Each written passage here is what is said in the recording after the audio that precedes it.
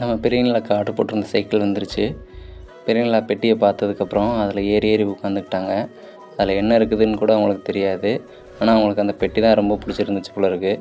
பெட்டியை திறக்க கூட உள்ள அதில் ஏறி ஏறி உட்காந்துட்டாங்க. இந்த சைக்கிளை ஃபிட் பண்ணி முடிக்கிறதுக்குள்ளே என்னென்ன அலும்பெல்லாம் பண்ணுறான்னு நீங்களே பாருங்கள். பெட்டியை பிரித்தாச்சு. பெட்டியிலேருந்து ஒரு ஸ்பேர் பார்ட்ஸாக எடுத்து நான் வெளியில் எடுத்து வைக்க அவங்களும் என்னென்ன இருக்குது எது இருக்குன்னு ஒன்று எடுத்து பார்த்தாங்க. நம்ம எடுத்து வச்சுட்டே இருக்கும்போது அவங்க பெட்டியை மட்டும் விடவே இல்லை. அவங்களுக்கு அந்த பெட்டி தான் ரொம்ப பிடிச்சிருக்குன்னு நினைக்கிறேன். வெறும் பெட்டியில் கூட ஏறி ஏறி உட்காந்தாங்க. நம்ம ஒரு பார்ட்ஸாக எடுத்து ஃபிக்ஸ் பண்ணும்போது அவங்களும் சும்மா இல்லாமல் டயர் எடுத்து சுற்றுறது, ஹேண்ட்பார் எடுத்து பார்க்குறது அப்படின்னு ரொம்பவே பிஸியாக இருந்தாங்க. ஒரு வழியாக நானும் அவங்களும் சேர்ந்து கொஞ்சம் கொஞ்சமாக சைக்கிளை ஃபிக்ஸ் பண்ணிட்டோம். பாப்பா எனக்கு ரொம்ப ஹெல்ப் பண்ணாங்க சைக்கிளை ஃபிக்ஸ் பண்ணுறதுக்கு. சைக்கிள் ஓட்டினது மட்டும் இல்லை, பாப்பா நாங்கள் எதிர்பார்க்காத ஒரு விஷயமும் பண்ணாங்க. அது என்னன்றது கடைசியில் பாருங்கள். ஒரு வழியாக சைக்கிளை ஃபிக்ஸ் பண்ணிவிட்டு ஓட்டலான்னு சொல்லி வெளியில் எடுத்துகிட்டு போனோம். பக்கத்து வீட்டு பசங்களாம் கூட பாப்பா கூட விளையாட வந்தாங்க. பாப்பாவுக்கு இன்னும் கால் எட்டலை அப்படின்றதால நாங்கள் தான் வச்சு தள்ளிகிட்டு இருந்தோம்.